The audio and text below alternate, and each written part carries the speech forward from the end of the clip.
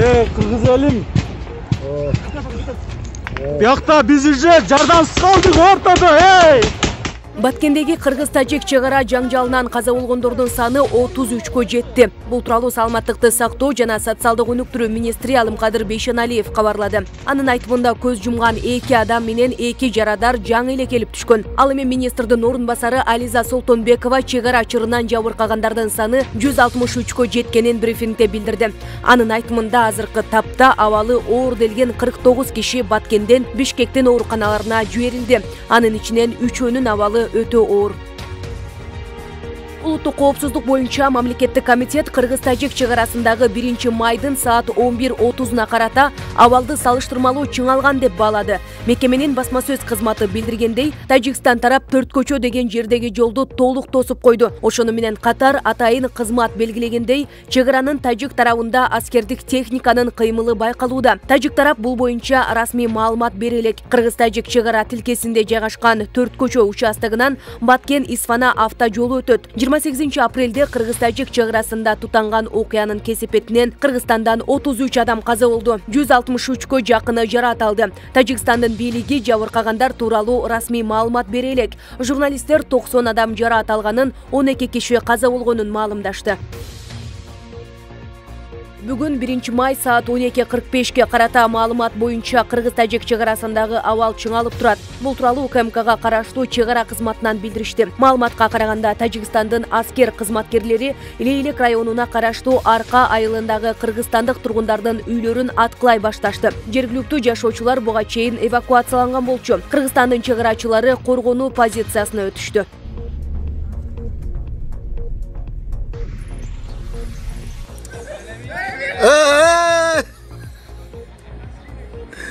Ана Кыргыз таслим шудан ана Кыргыз таслим шудана.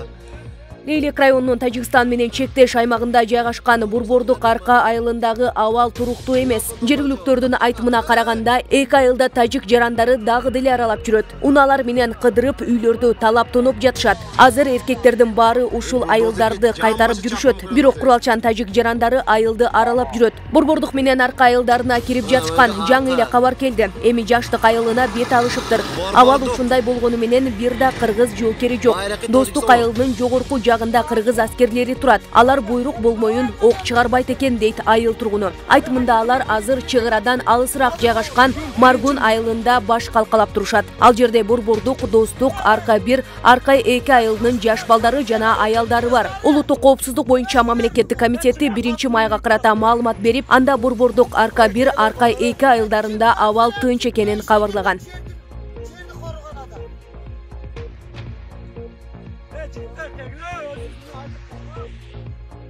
Ассаламу алейкум, урматтуу жамаат. Мына Коргончо жакта, баягы короого кирип аткан жакта мына жакта. Ой, эмеде окоп казып атат бир солдат. Ушул жерден этият болуңуздар, эсичө снайперчиктер турушу мүмкүн ушул жерде. Баткен облусунун Лейлек районуна караштуу Маргун айылынын тургундары президент Садыр Жапаровго кайрылуу жолдошту. 30 апрелде интернетте жарыяланган видео кайрылууда алар президентти Баткенге барып, абалды өз көзү менен көрүүгө чакырышты. Тажикстан менен чегара маселесин токтоосуз чечип берүүнү талап кылышты. Алардын маалыматына караганда, Маргунда башка айылдардан качып келгендер көп. Айылдагы мечет, чайкана, балдар бакчасы, мектеп жана башка социалдык объектилер толуп калды. Эл дагы деле качып келе жатат. Жетекчилерибиз баары тынч, жакшы, токтоду, сүйлөштүк деп элди алдап жатышат. Элди алдаганы, сизди алдаганы. Чогулгандар бийлик өкүлдөрү абал тынч деп туура эмес маалымат беришти деген наразычылык билдиришти. Келип көрүп кетиңиз, мындай абалды билиңиз, урматтуу президент. Сизди ушул карапайым эл ишенип шайлаган, деди Маргундун тургундарынын бири. Президентке кайрылгандардын бири чыгаралардын абалы, алардын курал жарак менен камсыздалышы чабал деп сынгалды. Запаста бир дагы автомат жок. Кандай чегара бекети бул? Кайдыгер карабаш керек да. Бирдеме десе эле чегараны коргоп турган эл баатыр эл дейт. Баатыр элди мүңкүрөтүп бүттү биздин бийлик. Президент аппарат мындай билдирүүгө жооп бере элек. Учурда Баткенде абал кайрадан чыңалууда. Ар бирине 300 миңден эсептесең канча акча болот?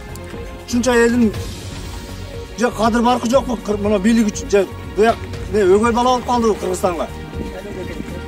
Шайлоодан анан бияка бүт бардыгы жерде 120 депутаттын бири дагы келген жок. Же бир депутат келдиби? Эч ким келген жок. Аким баш болуп отурат. Жок, биякта абал туруктуу деп. Туруктуу эмес, урматтуу туугандар, урматтуу бийлик өкүлдөрү. Мынакай эл кезим өткөн. 120 депутат мөлке бир калбай келиш керек. Мына чегара ошолор тизилип турсун ок жеп. Көрсүн. Октун жытын көрүп. Мына порк жыттан турат, мына достук айылы. Кыргызстандын президенти Садыр Жапаров 1 майда Өзбекстандын президенти Шавкат Мирзиёев менен телефон аркылуу сүйлөштү. Анда эки тараптуу жана регионалдык кызматташуунун актуалдуу багыттары, анын ичинде мамлекеттик чыгаранын кыргыз-тажик тилкесиндеги акыркы окуяларга байланыштуу маселелер талкууланды. Тараптар биргелешкен аракеттердин натыйжасында мамлекеттик чыгаранын кыргыз-тажик тилкесиндеги кырдаал турукташууга багыт алганын белгилешти деп айтылат. Улуттук коопсуздук комитет билдиргендей, бүгүн 1 майда Тажикстан Ош-Исфана жолунун 4 көчө тилкесин кайрадан толук тосуп койду. Чыгаранын тажик тарабында аскердик техниканын кыймылы байкалууда. Тажик тарап бул боюнча расмий маалымат бере элек. Кырдаал Кыргызстандын Лейлек районунда да курчуп баратканы кабарланууда. 28 апрелде кыргыз-тажик чыгарасында тутанган окуянын кесепетинен Кыргызстандан 33 адам каза болду. 163 адам жараат алды. Тажикстандын бийлиги жабыркагандар тууралуу расмий маалымат бере элек. Журналисттер 90 адам жараат алганын, 12 киши каза болгонун маалымдашты. Премьер-министр Улукбек Марипов кыргыз-тажик мамлекеттик чыгарасындагы кырдаалды жөнгө салуу боюнча кеңешме өткөрдү. Марипов биринчи кезекте жергиликтүү калкка кам көрүү максатында азык-түлүк, тамак-аш, дары-дармектер, гигиена каражаттары жана башка муктаждыктарды камсыздоо зарыл экенин билдирди. Ал камсыздоо үзгүлтүксүз түрдө жүргүзүлүшү керектигин белгиледи. Премьер-министр Баткен облусунун тургундарына жардам көрсөтүү иретинде өкмөт тарабынан түзүлгөн Баткенге көмөк штабынын ишинин алкагында жакын арада Баткенге гуманитардык жүктүн партиясы жөнөтүлөрүн кошумчалады. Евразиялык өкмөттөр аралык кеңешменин кийинки отуруму 19-20 августта Ысык көлдүн Чолпон Ата шаарында өтөт. Бул тууралуу Евразиялык экономикалык комиссиянын маалымат кызматы билдирди. Күн тартибинде каралуучу маселелер тууралуу азырынча айтыла элек. 30 апрелде Татарстандын Борбору Казан шаарында уюмдун кезектеги отуруму өтөт. Ага өлкө премьер-министри Улукбек Марипов катышты. Өкмөт башчылар отурумда негизинен соода алака, космос жаатында кызматташуунун келечеги жана бааларды туруктуу сактоо маселелерин талкуулашкан.